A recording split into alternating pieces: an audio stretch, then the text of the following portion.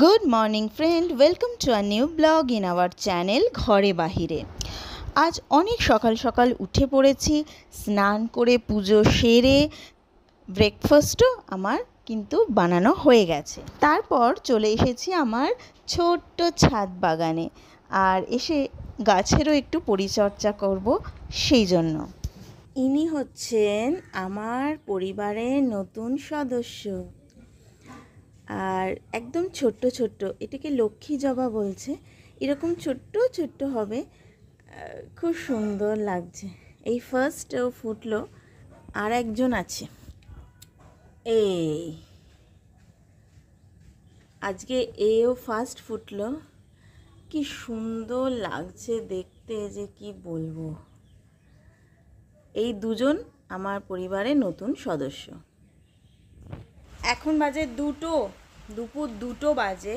ওয়েদারটা বোঝা যাচ্ছে কি না জানি না, পুরো অন্ধকার করে মেঘ হয়ে এসে বৃষ্টি শুরু হয়েছে। আজকে রথযাত্রা, তো সমস্ত বন্ধুদের জানাই রথের অনেক অনেক শুভেচ্ছা। এমনিতেই কথিত আছে জগন্নাথ দেবের রথ যখন যাত্রা শুরু করে তখন নাকি অল্প বিস্তর বৃষ্টি হয়, কারণ ভক্তরা রথ টেনে নিয়ে যায় গরম পিচের ওপরে। ভক্তদের কষ্ট নাকি জগন্নাথ দেব সহ্য করতে পারেন না, তাই বৃষ্টি দিয়ে কিছু রাস্তা ঠান্ডা করে দেন, পরিবেশ ঠান্ডা করে দেন, আর বৃষ্টি ভেজা রাস্তায় গড়গড়িয়ে চলে জগন্নাথ দেব, সুভদ্রা আর বলরামের রথ। আজকে প্ল্যান করছিলাম যে বিকেলবেলা একটু তোজোকে নিয়ে রথের মেলায় যাব, কিন্তু জানি না ওয়েদার সঙ্গ দেবে কি না। তোজোর রথ কিন্তু রেডি, বিকেলবেলা ও রথ টানবে। চলো তোমাদের দেখাই রথটাকে এবছর কীভাবে সাজিয়েছি। কাল রাত্রে প্রায় 12টা 15 পর্যন্ত রথ ডেকোরেশন চলেছে, চলো দেখাই।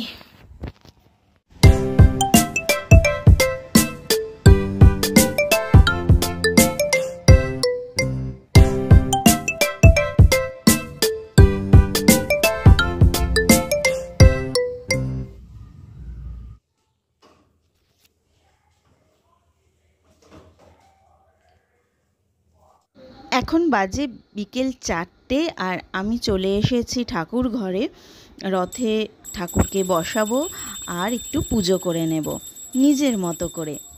আমরা সবাই জানি যে ওড়িশার পুরী জগন্নাথ ধাম, সেটাই প্রধান রথ উৎসবে পরিচিত এবং বিখ্যাত। এছাড়াও আমাদের পশ্চিমবঙ্গেও অনেক জায়গায় রথযাত্রা পালন করা হয়। প্রত্যেকটা ইস্কন থেকে রথযাত্রা করা হয়, মায়াপুরেও রথযাত্রা উৎসব পালিত হয়। এমনকি আমাদের পশ্চিমবঙ্গের মাহেশের রথ খুবই বিখ্যাত।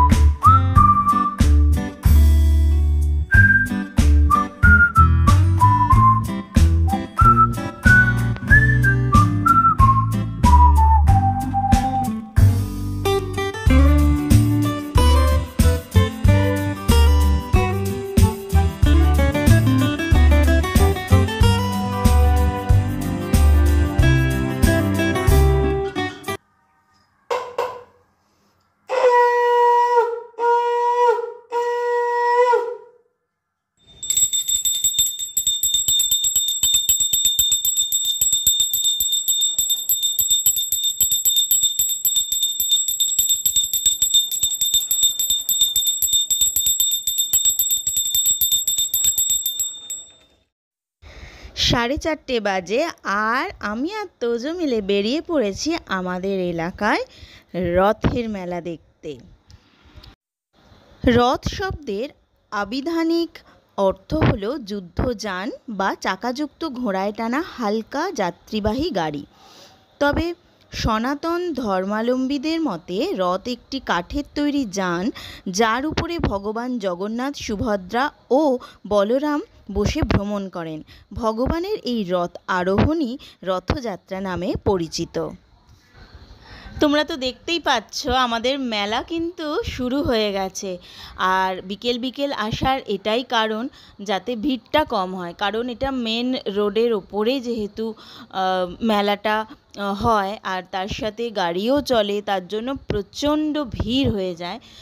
সেই জন্যই তাড়াতাড়ি এসেছি, যাতে একটু ফাঁকায় ফাঁকায় মেলাটা ঘুরতে পারি। আর বন্ধুরা দেখো, রথ কিন্তু বেরিয়ে পড়েছে, এই যে ওই পাশের লেন দিয়ে যাচ্ছে, তারপরে 3A বাস স্ট্যান্ড থেকে ইউটার্ন নিয়ে আবার ঠাকুরপুকুর বাজারেই কিন্তু আসবে।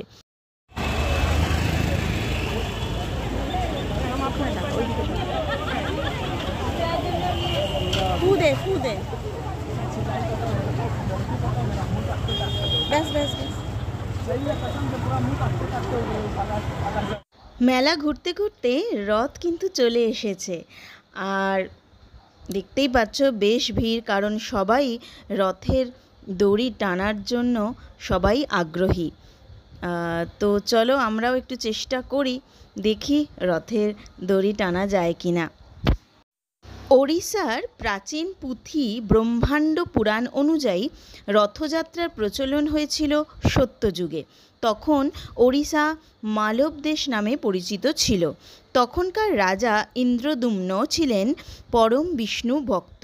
তিনি স্বপ্নাদিষ্ট হয়ে ভগবান বিষ্ণুর জগন্নাথরূপী মূর্তি নির্মাণ করেন এবং স্বপ্নাদেশ পান রথযাত্রার করারও। সেই থেকেই পুরীতে রথযাত্রার প্রচলন শুরু হয়।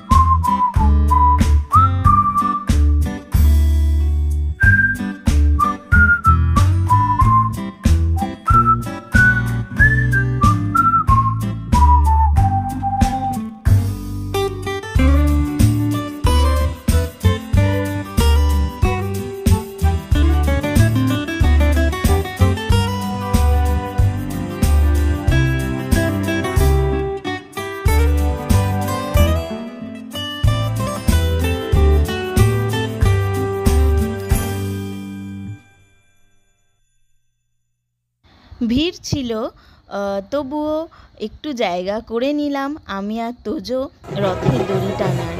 আর রথের দড়ি টেনে ভীষণ ভালো লাগে। আর এত মানুষজন একসাথে রথ টেনে নিয়ে যাচ্ছে, আর সামনে সঙ্গে সঙ্গে ঠাকুরের গান হচ্ছে, কীর্তন হচ্ছে, খোল করতাল বাজিয়ে, খুবই ভালো লাগছিল।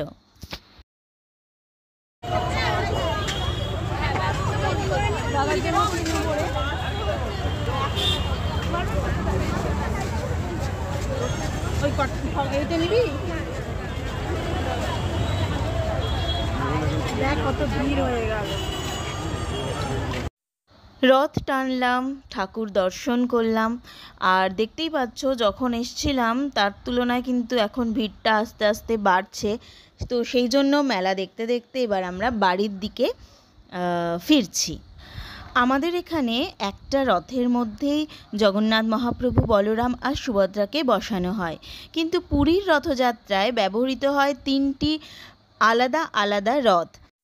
জগন্নাথ দেবের রথের নাম নান্দি ঘোষ, বলরামের রথের নাম তালধ্বজ এবং সুভদ্রা দেবীর রথের নাম দর্পদলন।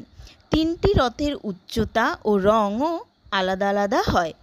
জগন্নাথ দেবের রথে 18টি চাকা থাকে, বলরামের রথে 16টি চাকা আর সুভদ্রা দেবীর রথে 12টি চাকা থাকে। আজকের ভিডিও এই পর্যন্তই রাখলাম। আমাদের ভিডিও তোমাদের ভালো লাগলে প্লিজ লাইক করো, কমেন্ট করো আর প্রচুর প্রচুর শেয়ার করো। যারা এখনও আমাদের চ্যানেলটা সাবস্ক্রাইব করোনি তারা প্লিজ আমাদের চ্যানেলটা সাবস্ক্রাইব করে আমাদের পাশে থেকো আর বেল আইকনটিকেও ক্লিক করে দিও, যাতে আমাদের পরবর্তী নতুন ভিডিও নোটিফিকেশন তোমাদের কাছে সবার আগে পৌঁছে যায়। সবাই খুব ভালো থেকো, উৎসব অনুষ্ঠান খুব মজা করো। আজকের মতো টাটা।